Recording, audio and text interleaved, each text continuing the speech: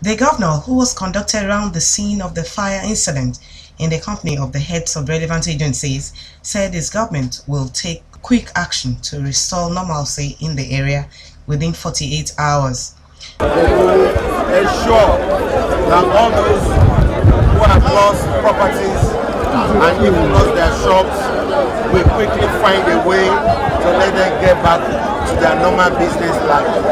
Immediately I receive the report on this fire incident in the next 48 hours and will ensure that we will do something positively so that life can come back to normal here. The Director of Lagos State Fire Service, Mr. Rasaq Fadipe, said the damage could have been more but for the quick intervention of relevant agencies. At the end of the firefighting operation, we discovered that 21 vehicles were involved of different brands. Shops that were involved were 44. Electric cables and poles were as well consumed by fire.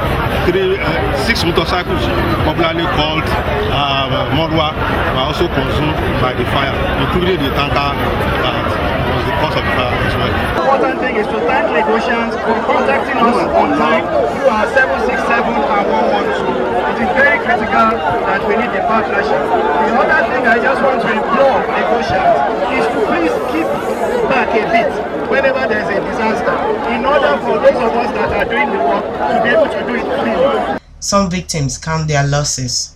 All my books, everything burned. I went to market yesterday.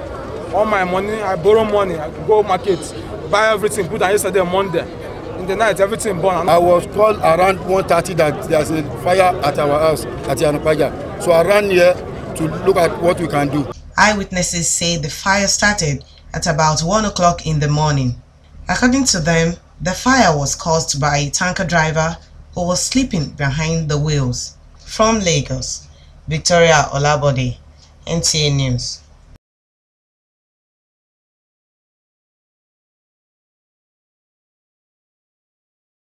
It was a gloomy and disastrous moment for residents of the area.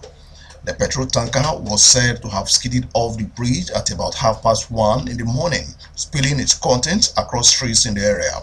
The gutter beside the road did not help matters as it aided in networking the fire across the streets. 23 vehicles were razed with several houses and shops burnt as victims count their losses. Just heard the noise, fire on the midnight. So around 1 o'clock, suddenly just see all the surroundings catching fire. Anything. You can saw all the back and the surroundings. Can't pick anything. Again, to go and call my brother that should come and take his car from this place. But you know, it's not easy. When he got to outside, he just hold the car key like this. He can't move. Everybody was like, what is happened? Everywhere was dark. Even we don't see ourselves. Because my house was not closer to Iyana Ipaja. I live far away, and when they called me before reaching here, everything is gone. Emergency and evacuation teams of Lagos State were on ground to manage the situation. We were on ground, worked assiduously, and were able to curtail the spread and eventually put the fire out. However, there were some damages done in terms of shops, party shops.